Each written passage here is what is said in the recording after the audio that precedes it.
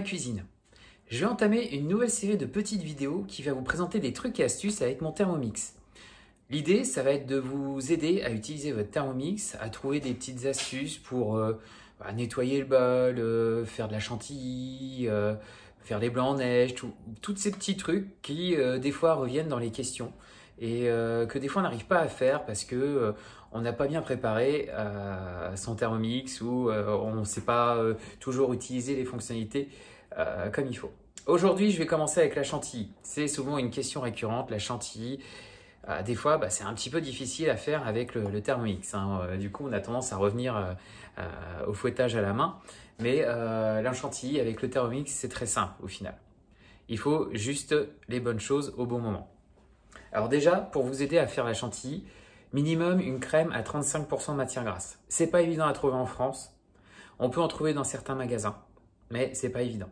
Le mieux encore, c'est d'utiliser la crème mascarpone, la crème à fouetter tout simplement. C'est une crème un peu plus épaisse avec du mascarpone et ça monte très vite pour faire la chantilly. C'est très pratique. Ensuite, la recommandation au niveau du bol du Thermomix, il faut qu'il soit très sec, très propre, nickel. Le fouet pareil, sec, propre, pas d'impureté, pas d'humidité. Il faut vraiment que tout soit impeccable. Et à partir de là, vous pouvez commencer à faire votre chantilly. Et je vous propose qu'on la fasse ensemble. Alors, comme je disais, ce qui est très important, c'est que votre bol soit bien sec, bien propre. Sinon, ça risque de bloquer. Pour faire une chantilly un peu sucrée, vous pouvez mettre un peu de sucre et le réduire en sucre glace juste avant de commencer à fouetter la crème. Pour ça, on va prendre, pour 33 centilitres de crème à fouetter, on va prendre environ 40 à 60 grammes de sucre. On utilise notre balance.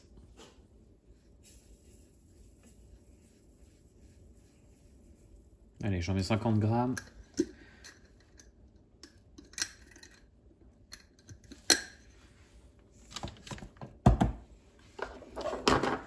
L'avantage de faire le sucre glace avant, c'est que si vous aviez encore un petit peu d'humidité dans votre bol, eh bien ça va l'absorber. Donc 10 secondes, vitesse 10, pour faire un bon sucre glace.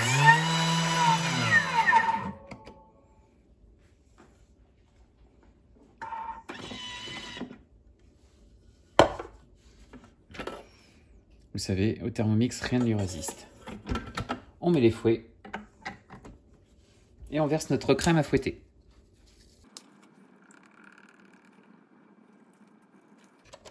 Alors, ce qui est très important avec le Thermomix, c'est qu'il faut beaucoup travailler aussi à l'oreille. Ça fait du bruit, certes, mais il y a des petits bruits comme ça qu'on va détecter. Donc, pour la crème à fouetter, pour faire la chantilly, on va mettre 2 minutes.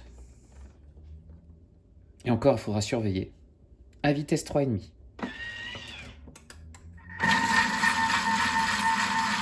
Donc, vous entendez le petit clapotement. Tant qu'on entend le clapotement, c'est bon. Dès qu'on n'entend plus le clapotement, c'est là qu'il faut surveiller.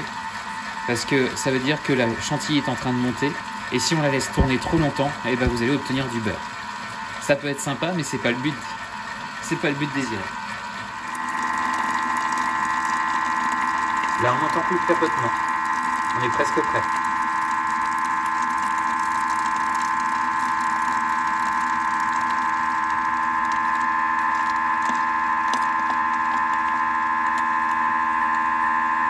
Je dirais même qu'on peut arrêter maintenant.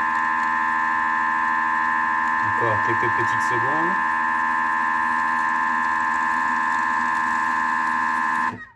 Hop, 1 minute 30 au final. Voyons tout de suite le résultat. Qu'est-ce que vous en pensez? Moi, je sais pas pour vous, mais je la trouve pas mal. Excellente. Voilà, c'était la petite astuce du jour. À très bientôt.